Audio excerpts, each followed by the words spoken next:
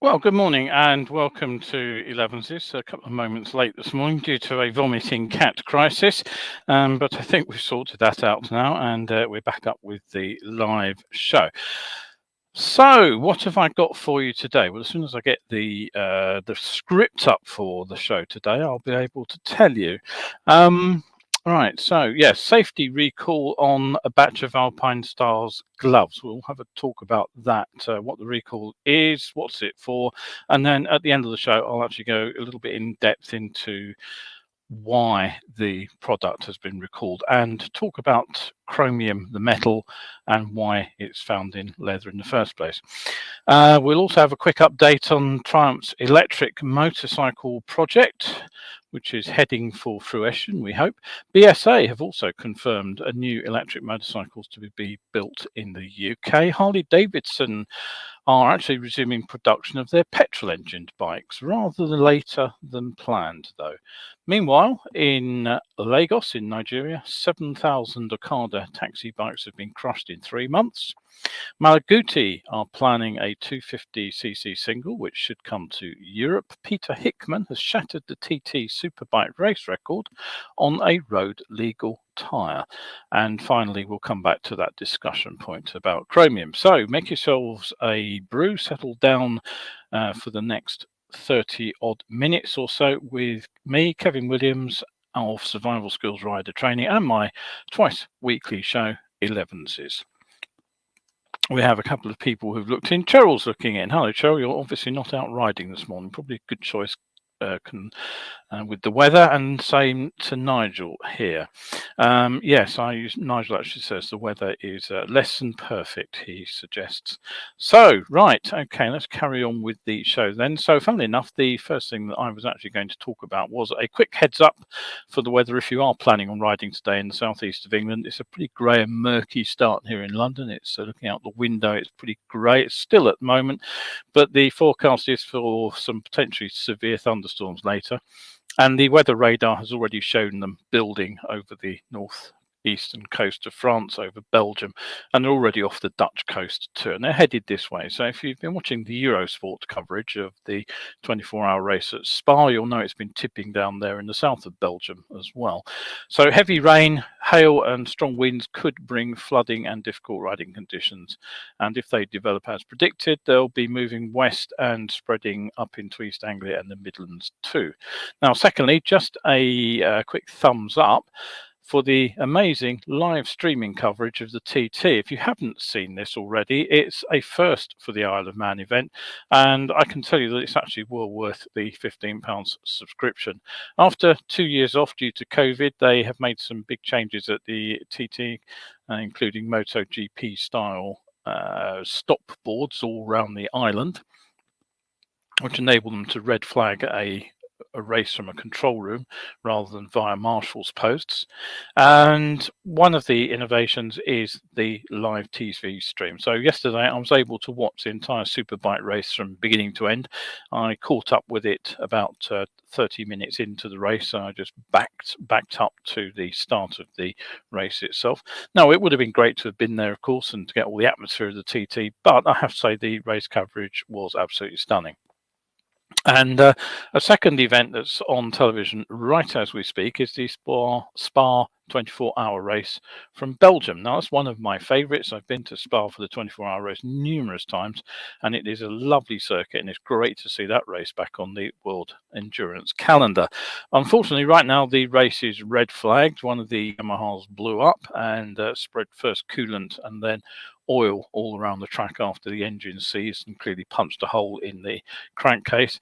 And astonishingly, the super slow-mo camera that they've got on the circuit actually caught the moment that the engine did go bang and started spewing oil.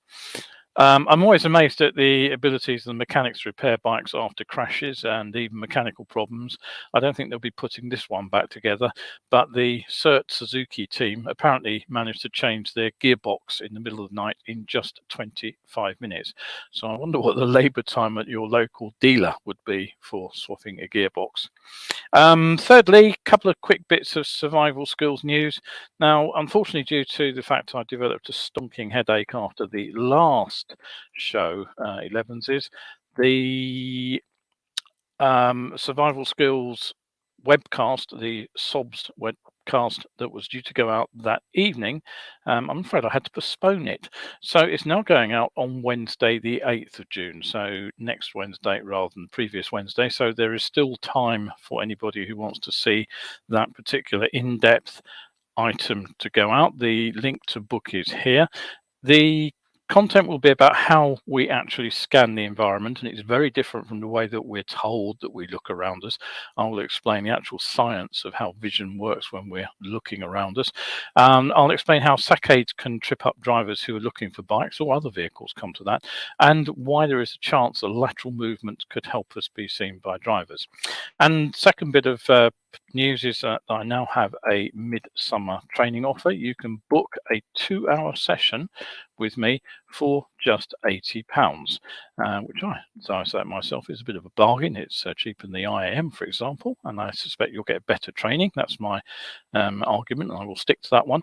So here's how it meets. You'll get access to a short briefing video which will cover the topic of your choice. Then we'll meet up. We'll spend around 120 minutes actually out on a mix of roads, putting theory into practice.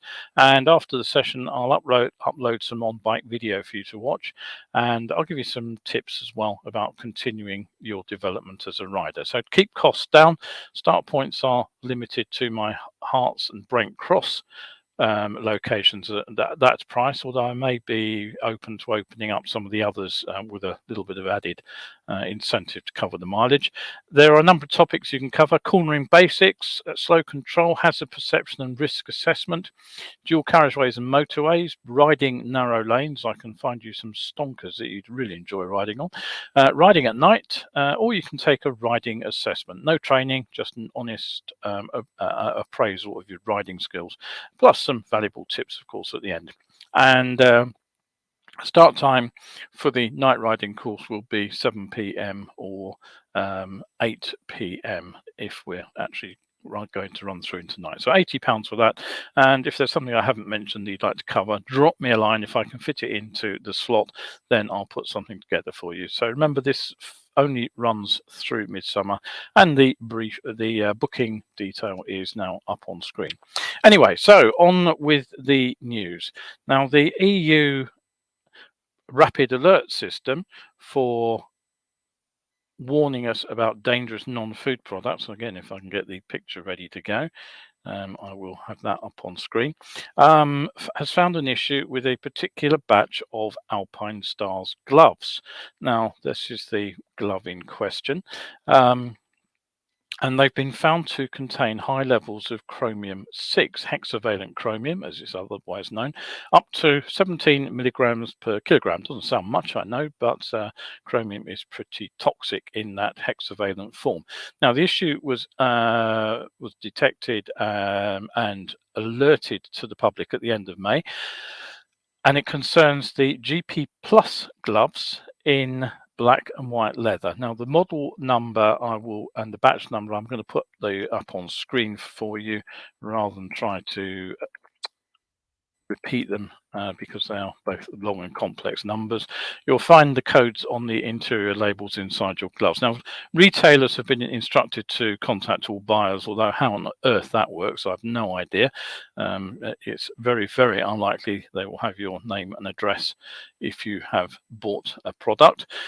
So I have no idea how that's supposed to work. But so if you do have a pair and they match the description, do contact the store or go direct to Alpinestar's.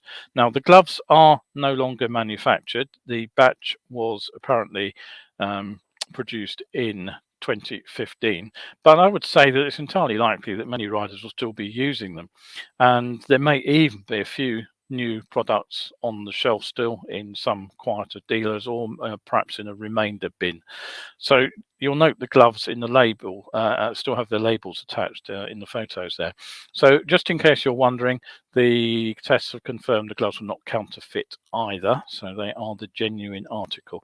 So I'll be returning to this story at the end of the show when I talk about how the regulation procedures work and leather tanning as a process, and why you'll find this chromium contamination in these gloves. So stay tuned for that till the end of the show.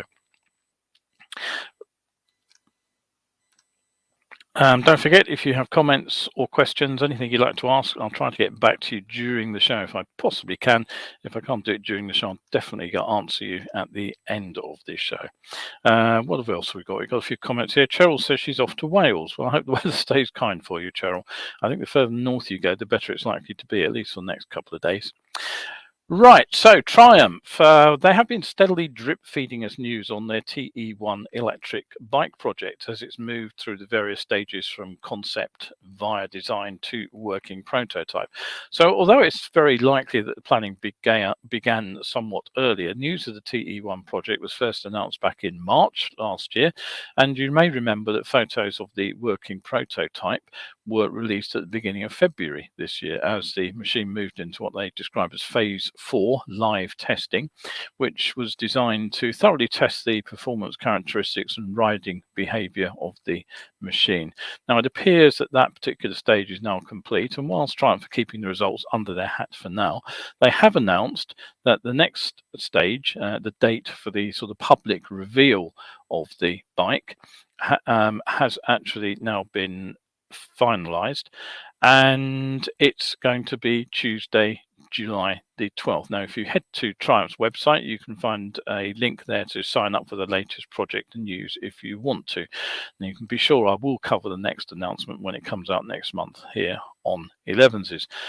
Frankly, with the EU and the UK having announced the end of the road for the internal combustion engine, with other mainstream manufacturers seemingly caught rather on the hop by this news, a viable electric motorcycle from Triumph could put the company in a strong position to transition to a non-ICE future. At least that's my reading of the situation. Meanwhile, another legendary British bike brand has also announced a new electric motorcycle, and that's BSA. Classic Legends, the Mahindra-owned company behind the BSA name, have confirmed that they are developing a new electric motorcycle which will be marketed under the BSA brand name. And a statement earlier this week actually said BSA is a hugely popular brand across the world, and that would be a key focus for building the global business for Classic Legends, and there will be an electric version of BSA as well.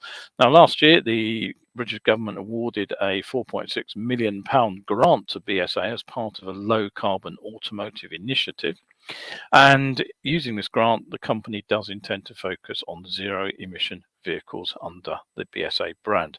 Classic Legends Private Limited, which acquired the BSA brand in 2016, is owned by the Mahindra Group, which is India-based, you probably know, and they've already set up their technology and centre in Coventry.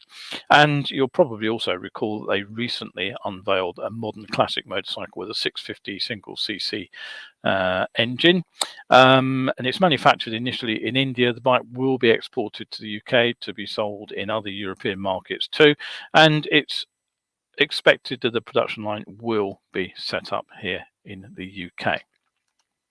Now, don't forget, you can set a reminder and catch this show as it goes out 11 o'clock on Wednesdays and Sundays. It's normally live. Very occasionally I have to do a recorded show, and just very, very occasionally when too many commitments take up my time, I may have to cancel the show. But as a rule, twice a week, and as a rule, live too. So there's your link. So what else have we got to talk about? Well, Harley Davidson, now they are putting their motorcycle production lines back into operation. The date scheduled at the moment is June the 6th. And except for those working on electric motorcycles, you'll recall the production lines have been at a standstill. Now, the total shutdown will have lasted for 19 days if they resume on June the 6th, which was longer than the previously announced 2-week halt. And all assembly and shipments were put on hold. The company has previously stated that the issue was caused by a third-party supplier that did not identify having a regulatory compliance issue with a component. They still haven't said what the problem was. According to the Wall Street Journal, though, Harley Davidson shares have fallen 2.2% to around $35 per share. Now, across the Atlantic to Africa, and in Nigeria, the Lagos State Task Force has reported as reported to have seized around 2,200 motorcycles which were being illegally used commercially.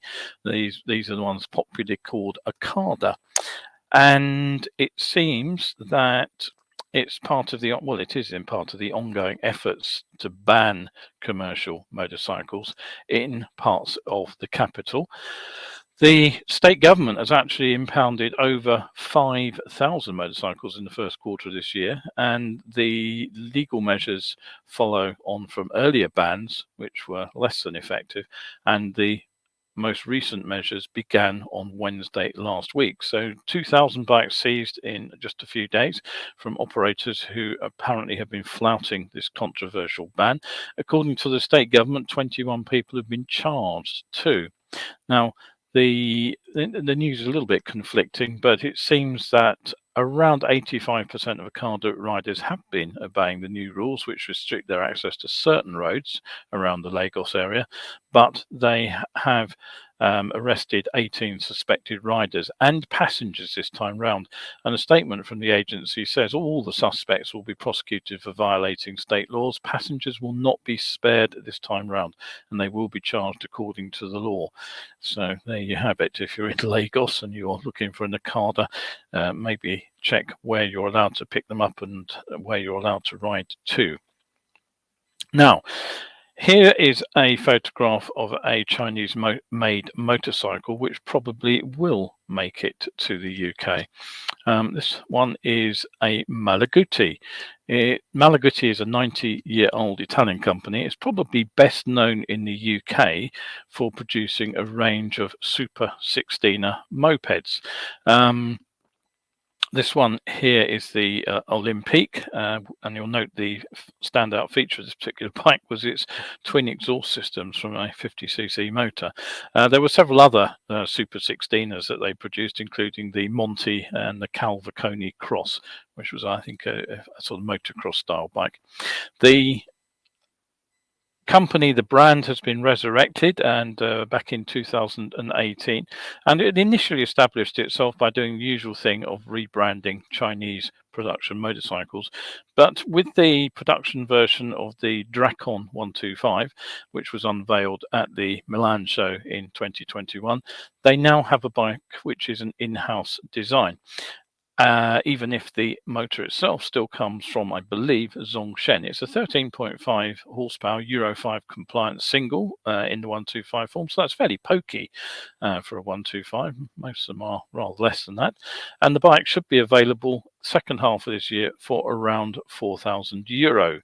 Now, according to reports, though, a 250 version of the same bike is likely to appear in the not too distant future, and that is being said to produce around 27.5 horsepower and 15.8 foot-pounds of torque. So again, fairly pokey. It's very much the same performance, or should be around the same performance as my old CB250 RSA from 1980. Excuse me. Particularly as the bike itself is said to weigh in at a rather reasonable 150 kilograms, which is 330 pounds. I do apologise. And as far as I can tell, the only functional difference between the two models is that the 250 version runs, apart from the bigger engine, slightly bigger tyres. Now, this time, the arrival of the Chinese developed model in Europe is almost certain, as Malaguti is actually a Europe-only brand.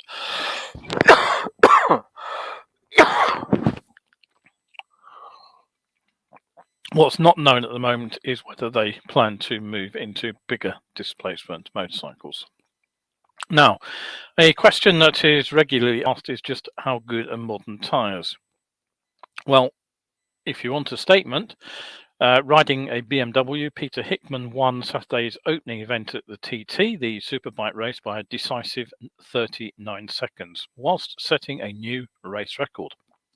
And that was done using a treaded Dunlop D213 GP Pro Super Stock rear.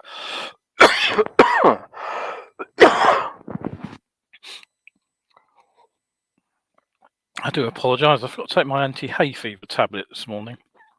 I always get a runny nose, which makes me cough when I'm talking a lot. The move was forced on Dunlop after, or the team rather, after Dunlop actually withdrew their rear slick race tyres after delamination problems at May's Northwest 200. You may have seen a rather alarming video of, I think it was Michael Dunlop's tyre disintegrating. Anyway, race winner Hickman went on to set the fastest lap of the race at 133.461 miles per hour on his second lap and established a new race record for the 6-lap Superbike TT, 1 hour 43 minutes and 58 and a bit seconds, which bettered Michael Dunlop's previous 2018 record by around 15 seconds. As journalist Matt Oxley tweeted, amazed that a treaded tyre can take such a hammering around the mountain course. And something else that they tend to say is what wins on Sunday, or Saturday in this case, of course, sells on Monday. And that's relevant here because the GP Pro is actually road legal. However, I will point out that road legal does not mean road suitable. The reality is that these are race tyres with tread, and whether the average rider would actually manage to get the tyre up to working temperature on the road, even on a fast ride, is another matter altogether. But I'm sure we'll see some riders convinced that it will make them faster on the road. Now, I said I would come back at the end of the show to the Dainese gloves recall stories. So if you remember what I was talking about a moment ago, it is a set of gloves which have an issue. There they are. Now, the product doesn't comply with what are known as the EU REACH regulations. And the problem is that they have been found to contain unacceptably high levels of a chromium compound contaminating the leather. Now, REACH stands for Registration, Evaluation, Authorization and Restriction of Chemicals. And it's a European Union regulation which dates from 2006. And the aim is to prevent the use of harmful chemicals in products like this in order to prevent impacts on human health and the environment. And just in case you're wondering, the UK remains aligned with the EU regulation to allow for UK-made products to be freely sold in the EU. So what's with the chromium? Why is this metal found in a leather glove? Now, the gloves have been found to contain high levels of what's known as chromium-6, otherwise known as hexavalent chromium, up to levels of 17 milligrams per kilogram. Now, as I said, it doesn't sound much, but here's the bad news. Chromium-6 penetrates the skin very easily. Now, not everyone is allergic to chromium-6. Most of us aren't. But if you are, then contaminated leather like this can trigger allergic reactions, including a persistent skin rash.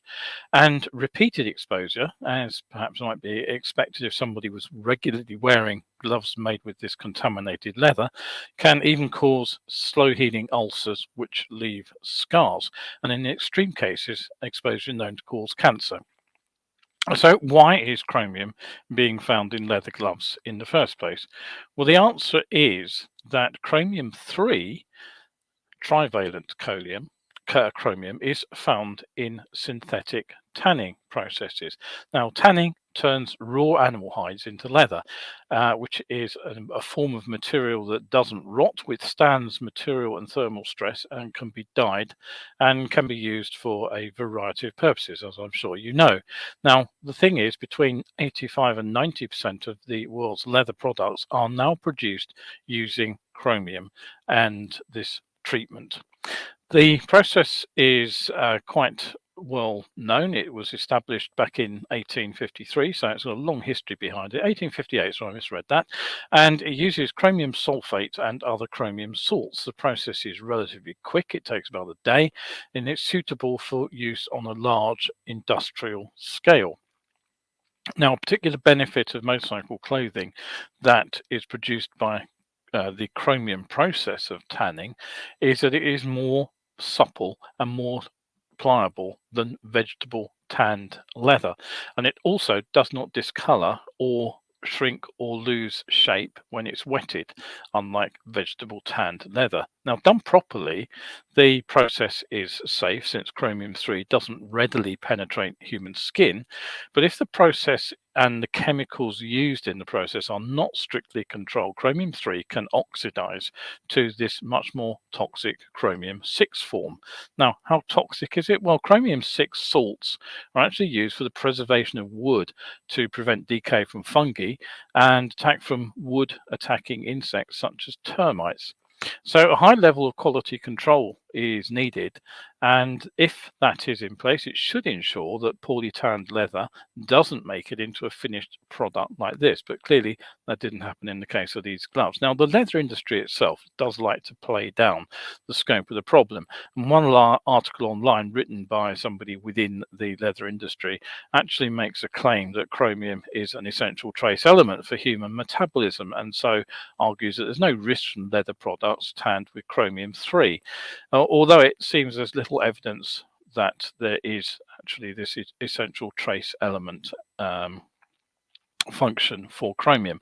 So as I say, if the process is done properly, then the vast majority of leather products will be absolutely safe for use, but there are some that slip through, and it is quite a significant number. Of the 2,345 unsafe non-food products listed by the EU Commission in 2015, for example, of those 64% came from China, and of those 23% were clothing articles, which included leather goods contaminated with hexavalent chromium. So that's a significant number of garments, and those are the ones that are reported as having caused a skin issue and have been subsequently tested and found to contain unacceptably high levels of chromium-6.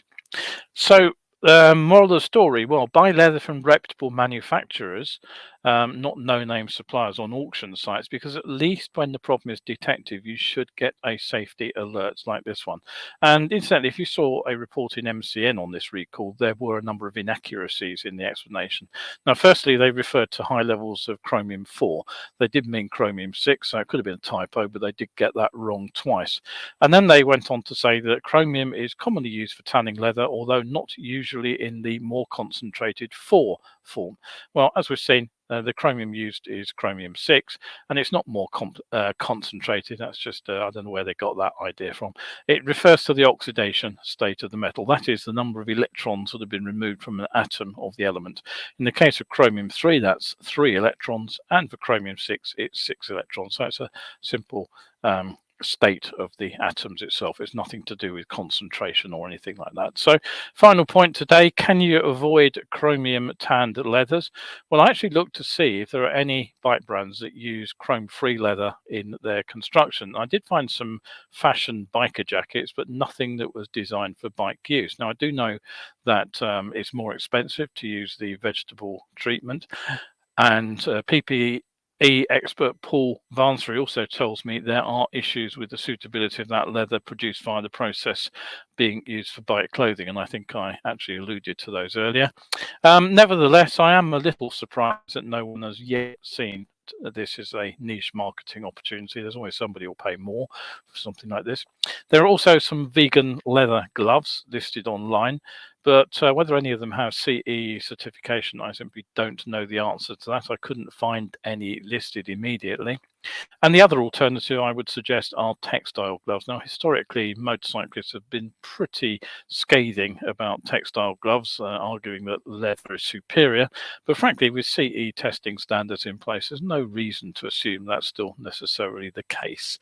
So have a think about what you're wearing on your wrists. Have a look to see if you are wearing those Alpinestar gloves, and if you are wearing the dodgy ones, do check them out and see what you're doing with them. I would definitely get them reported if you've got some. All right, that is pretty much it for the day. Kevin has just looked in. Good morning, Kevin. And he says he thinks he got lost after Chrome 4.